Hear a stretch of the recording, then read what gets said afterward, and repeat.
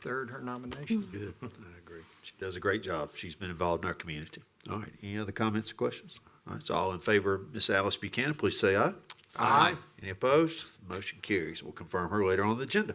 The second vacancy, Carney Perez has applied for a second term, so I'd like to nominate Carney Perez for a second term.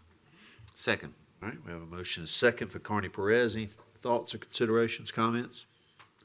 All in favor, please say aye. Aye. Any opposed? The motion carries. We appreciate Ms. Perez wanting to come back and join us on the tree commission. All right, And for the final vacancy that's held by Blake Thaxton, I would like to nominate Ann Randall. Second. have a motion and a second for Ann Randall. Any comments or questions?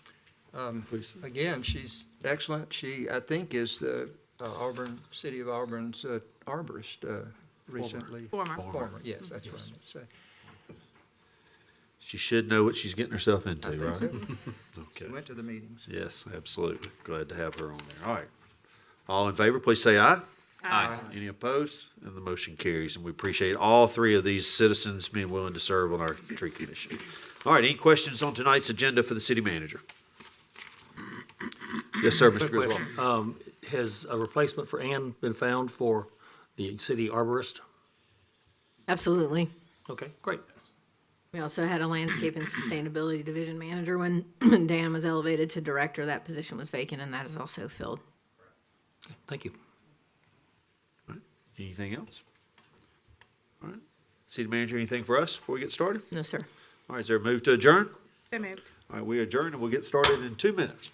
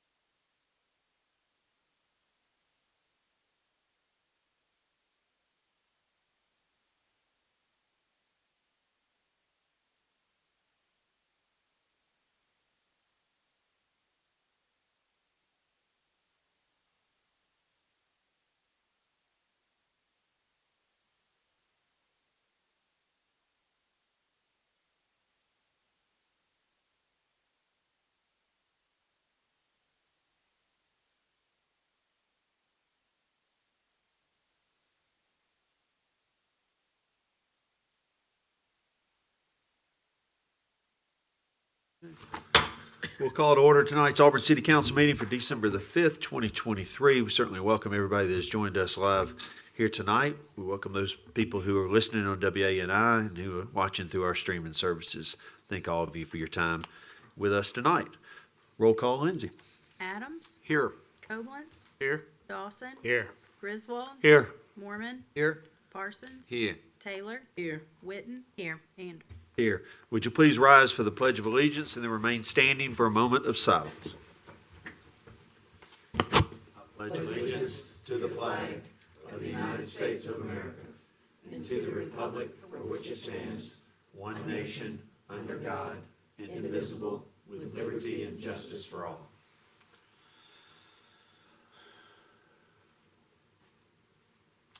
Please be seated. It is the first meeting of the month, so we'll begin with our video recognizing all of our outstanding employees.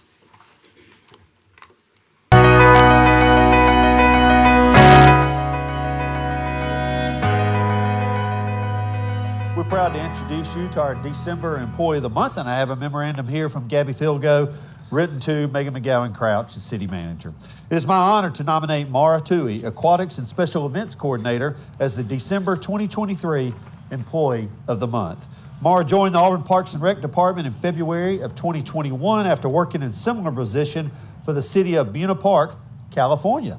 Her calm demeanor, creative problem-solving techniques, and team player attitude made her an excellent fit for our organization.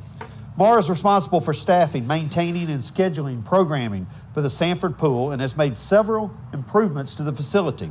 Not long after starting the position, Mara implemented a pool rescue report to be used at the pool in conjunction with our departmental accident reports.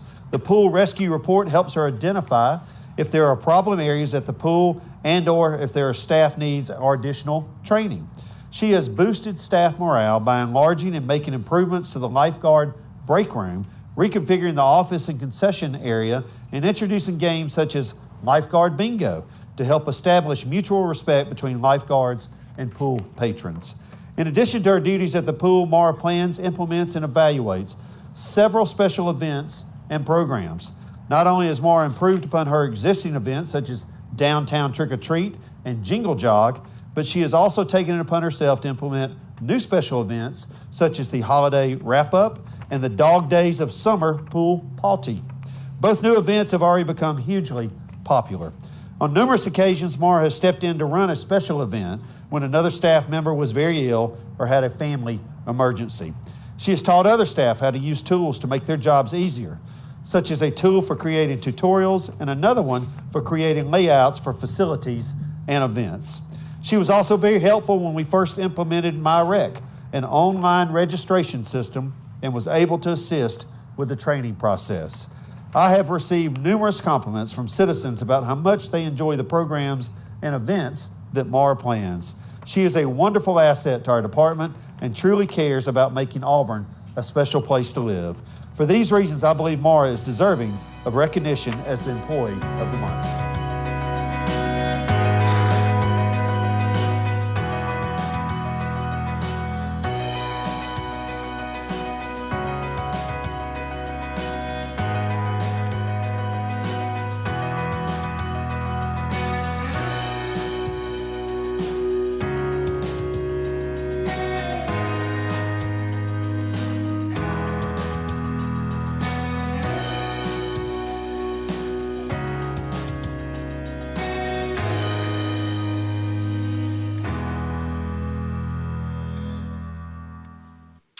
So thank you to all of our great employees. Congratulations to Mara for being our Employee of the Month, and we appreciate all of you and everything that you do.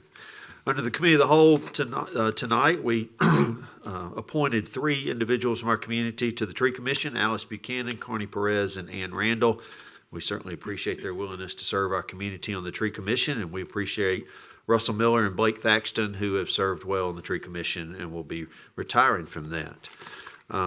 Under Mayor's announcements tonight, I do have a couple of things. I want to remind our community that if you want to see our new facility at the soccer complex, we'll have a plaque dedication on Monday morning at 10 o'clock, and it's open to the public. And we're very proud of this facility and the 3 new turf fields that our children are already enjoying both of these. And please come out there and get a quick tour of the place, and we'd love to have you. We're very excited. And speaking of events, in our new facility at the soccer complex, Daddy-Daughter sign-ups are going on, and those of you who want to participate in Daddy-Daughter, please don't get left behind and get online and make sure you get your sign-up here soon.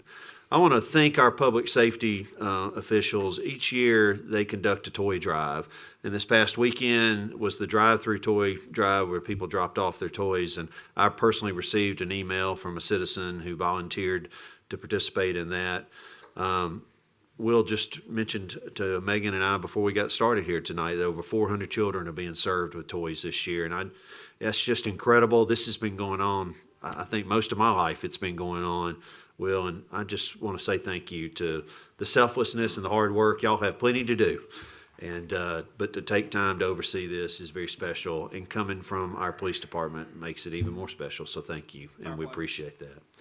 I want to tell Councilman Taylor, thank you for your hard work on your Thanksgiving meal for your seniors. Ms. Taylor invited me to come over there and hang out for a little while, and there was a lot of fun being had at Boykin that day. A lot of smiles on faces, a lot of full plates, a lot of people taking food home, a lot of prizes being given away. But thank you for your heart for those individuals and your hard work and all your volunteers. You had a number of people helping you there that day. I want to shout out to our City Academy for our employees who are back here watching us, and we're welcome to have you here tonight. And thank y'all for digging in even further than your daily jobs to learn about this organization and this city that you work for and work with. We're proud to have you here tonight, and thank you for all that you do. And I believe tonight is the last official meeting as a full-time employee for our HR director, Kristen Reeder. So this might not be the last time that you're called upon tonight, but I just want you to know how much I appreciate you and thank you for your great service. And we'll be seeing you around. All right. Anybody else have an announcement? I have one. Oh, Sure, I- Connie. Oh, I just want to also thank you, Ron, for coming out, and the kids really enjoyed you, and all of them went home and told their parents that they had taken pictures with the mayor. So It was they- my honor. Yeah, they thought it was really cool. So thank you for coming out, and I was, and you know, just being a part of the occasion.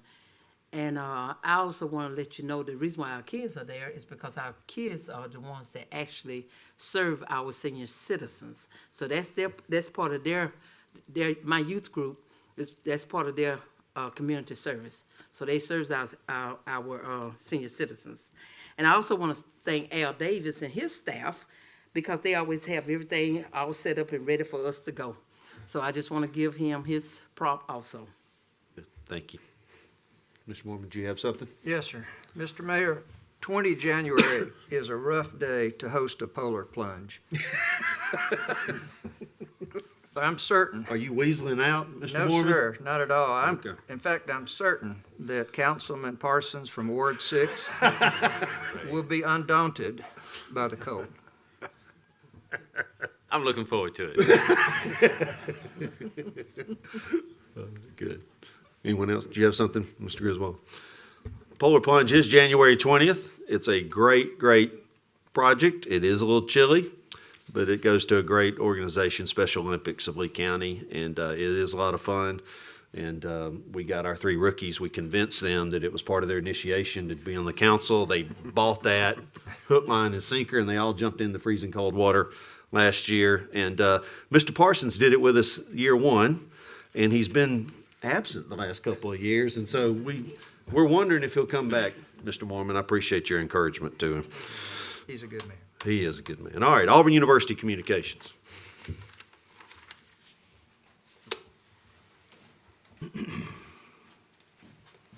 Good afternoon, y'all. Good afternoon. SGA elections have begun with selections for Miss Auburn. Organizations around campus have started nominating candidates to interview for the position. They are now down to their top 5 candidates. The Miss Auburn campaigns, along with the rest of the SGA elections, will begin on January 30th and extend into early February. Last month, SGA hosted an event with the International Student Organization and the Black Student Union called Breaking Barriers. I touched on this briefly. It went really well. It was a great opportunity for these organizations and students to meet and collaborate and provide some feedback to the administrators.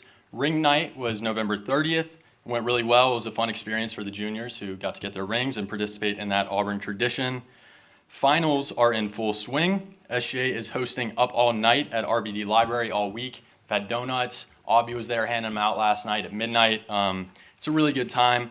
And finally, we look forward to the city breakfast later this week. But yeah, that's all for me. War Eagle. Thank you. Thank you. Certainly want to thank Auburn University, the UPC, for allowing me to participate in the tree lighting recently. And it was a lot of fun, and it was a rainy night, but I don't know, there were hundreds of people on Sanford Lawn, and very well-planned event. And they included our children from Auburn Junior High School, our choir that came and participated as well. So thank you for all your work. Please extend my thank yous to those that participated.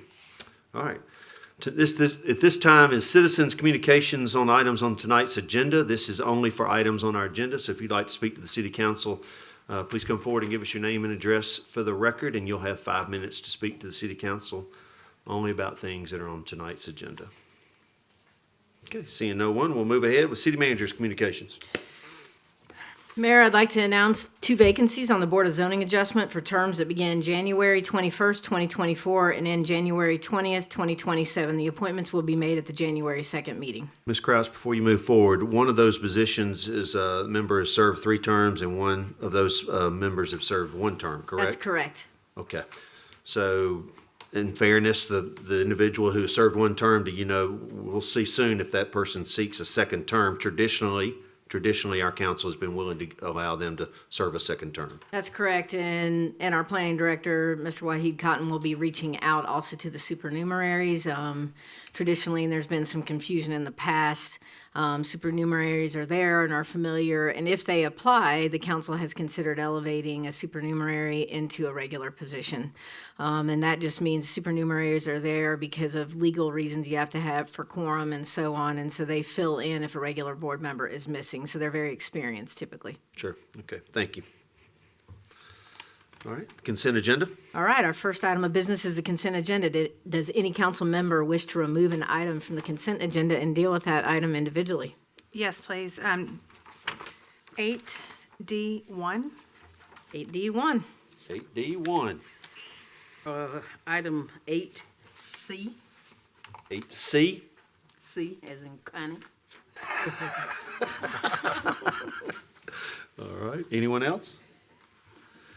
Okay, we'll take those in order. 8C. Ms. Item Kraus. 8C authorizes moving the March 5th, 2024 city council meeting to March 12th due to spring break. Move for approval. Second. All right. Have a motion and a second. Ms. Taylor, I'll call on you. Okay, I just wanted everybody to be aware of this, so if you just want to explain why we changing the council date. I think it is, periodically, the council will opt to move meetings as you opted not to move your January 2nd meeting. But there was a request to move this for your consideration on the grounds that at least 4 council members may be absent due to spring break activities with their children. And so the request was to move it so you'll have back-to-back meetings in successive weeks on the 12th and the 19th in March. And we have done that before. I believe last year during Absolutely. July, we had back-to-back meetings, correct? You also move, sometimes you move a day and sometimes you move a week. It depends on the schedules. And I think the goal is to have as many council members present at any given time as possible. Okay. All right, good. Now Megan, how is this advertised? We will adjust the city meeting schedule once this is done. This is also important to do now because of planning-related items that have to be legally advertised that traditionally hit. It may not impact them because they often hit your second meeting of the month anyway, but just to make sure from deadlines and moving parts that we get this advertised, and we'll adjust all of our schedules and deadlines accordingly once this is adopted or if it is adopted. Okay, thank you. Good. All right. Anyone else? All right. All in favor, please say aye. Aye. Any opposed? And that motion carries. 8D1. Item 8D1 authorizes a 3-year contract extension with Symbol Health Solutions to provide acute care services to city employees. Move for approval. Second. Have a motion and a second. Ms. Whitten? Yes, I just have a few questions. One, if you can maybe talk about the history of Symbol Health Solutions and what they provide for us. Absolutely. I'd like to have our soon-to-be part-time Human Resources Director respond to that. I think one of the key things, because this is a great thing that we offer for our employees, and one of our greatest benefits is our healthcare clinic. So I'd like to have Kristen talk a little bit about it. Certainly. So we have been with Symbol Health Solutions since 2017, and it really is one of the benefits that impacts our employees the most. Not only is it a financial benefit to the city, but it helps our employees with their wellness and gives them a person who is specifically about them. It helps them get back to work quicker because they can go during their work hours.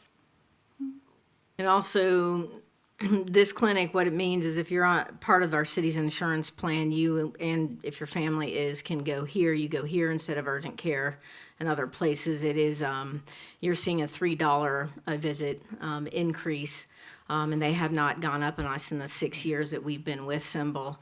But this actually saves money as we are self-insured. And so this is, versus if you go to an urgent care, it will will cost more money. And employees are not forbidden, by the way, to get urgent care. They're absolutely welcome to do so. But basically, 7 to 4 Monday through Friday, they have the access to the clinic, and it's been a very positive thing. We also try to early diagnose things like diabetes, high blood pressure, other things that will not only help employees be healthier, but will help them achieve personal goals later on relative to their health as they age. Ms. Whitten, you good? I might other have a questions? couple more, but I think I've noticed the term encounter and visit are used like interchangeably. Is there a difference between those terms, or is it? No, that is just a term internal to Symbol. They call it an encounter rather than a visit. How many of those do we have a year annually? We average about 227 a month. Okay. We do, and then Kristen also provided some great data to me earlier today that since we've moved, the clinic used to be on Titchener Avenue. We've moved it to Dean Road. We've seen an increase in usage because that facility is more accessible for families and a little easier to park than in downtown Auburn. and that amount is what we pay as a city, not what the employee pays. Correct. Services at the clinic are no charge to our employees who are on our insurance plan. Anyone else have a question for the HR director or the city manager? Anyone else? Okay, we've got a motion and a second. All in favor, please say aye. Aye. Any opposed? And that motion carries. Do I have a motion to approve the balance of the consent agenda? So moved. Second. Motion is second. Any further questions or comments? All right, all in favor, please say aye. Aye. Any opposed? And the consent agenda is approved. Ordinances. Item 9A is a request from Charlie W. Pink Jr. to annex approximately 3.2 acres of property located on the south side of Lee Road 72, known as Farmville Road, and west of Pink Lane. The Planning Commission unanimously recommended approval of this request at its October 12th meeting. Unanimous consent is necessary. I'll introduce the ordinance and ask for unanimous consent. Second. Have a motion and a second. Does anyone on the council have a problem moving forward with a vote on this evening? Okay, seeing and hearing none. Is there a comment or question from the council?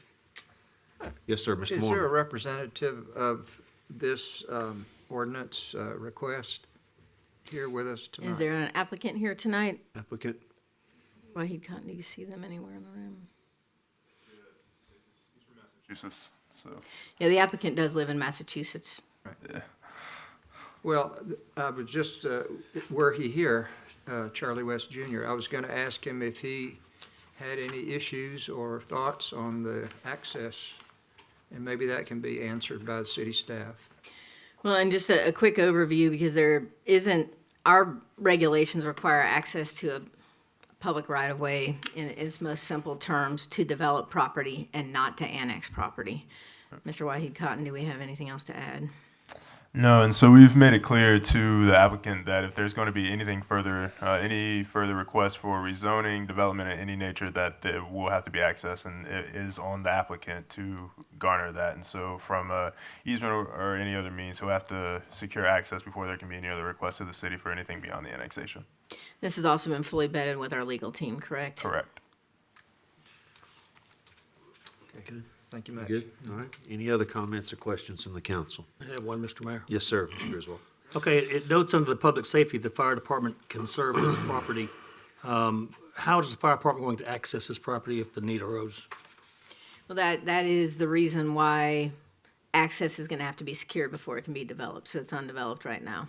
Right, but it says that I'm talking about for annexation, it says, Public Safety Department provides a statement, and they have stated that they can serve this property. How do you intend to do that? It would be through a mutual aid agreement that we have with the city and the volunteer fire departments. He means access, Will. How do you Oh, get- I'm sorry, how do you access? get to it, yeah. Oh, well, we would use the volunteer fire departments, brush trucks, and our. You would cross other off-road. people's property, in essence, if you had to get to, if there's a fire, you Sure. would just If go there's where you needed to go. a wildfire, forest fire. Yeah. Do you have to obtain agreement from the other property owners in order to do that, cross their property? In the event of a fire, I wouldn't think so.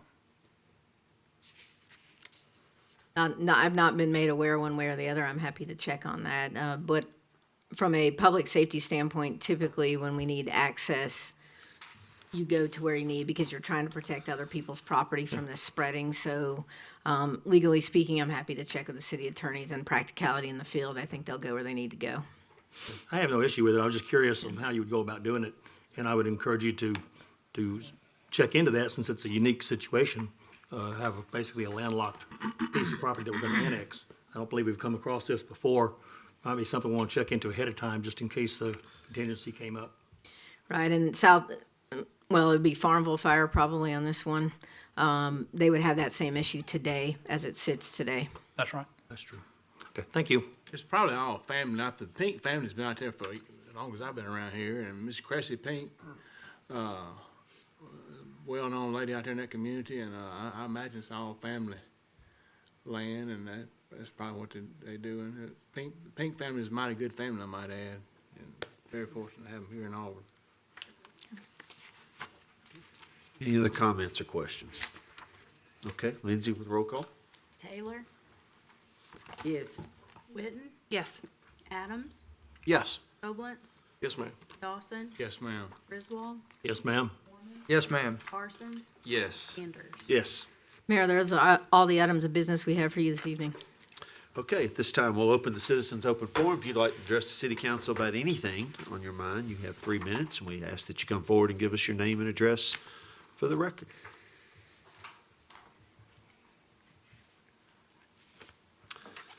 Okay, seeing no one, we'll close citizens' open forum. Before we leave tonight, I wanted to make a couple of statements and ask the city manager to allow me to ask some questions if needed through this.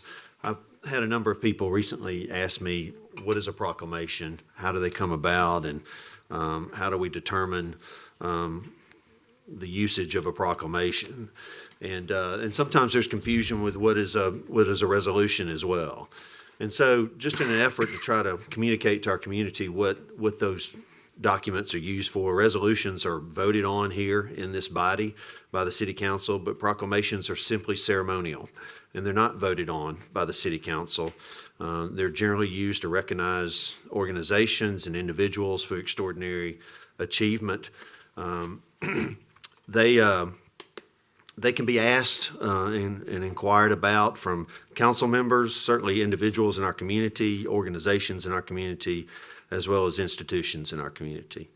At this point in time, the city of Auburn does not have a policy that governs these procedures. Over the years, Auburn has been very generous with proclamations.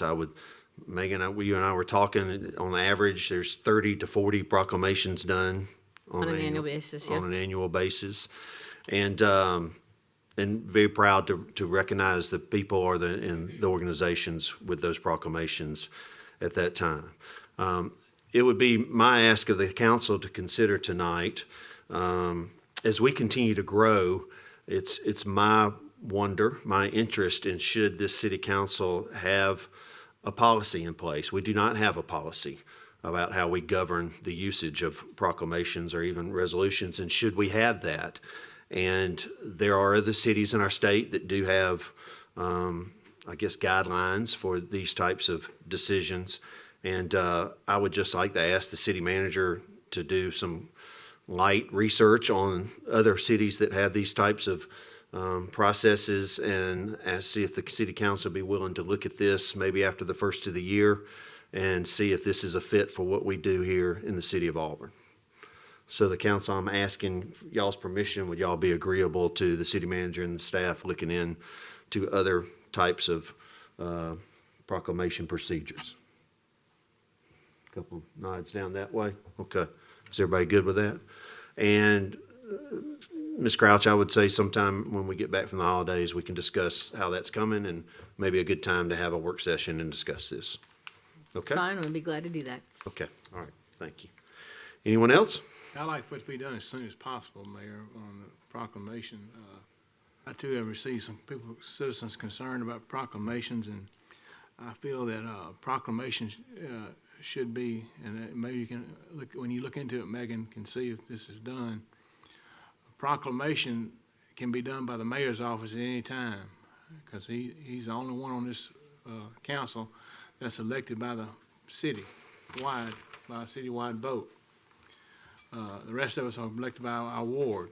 If a council member wants to do proclamation for someone in their ward or for some reason, I think that ought to be voted upon by the rest of the council. And I think the mayor's the only one with the authority to do one on his own, because he is already elected by the entire body of citizens here in Auburn. I'd like to look at that possibility to get some Absolutely. problems in the future. Certainly, that could be part of our discussion in the future. Anyone else? Anything? Yes, sir. Mr. Mayor, I appreciate you explaining the difference between a proclamation and a resolution. I believe there was some confusion on this in a local newspaper recently, and I appreciate your efforts to clear that confusion up.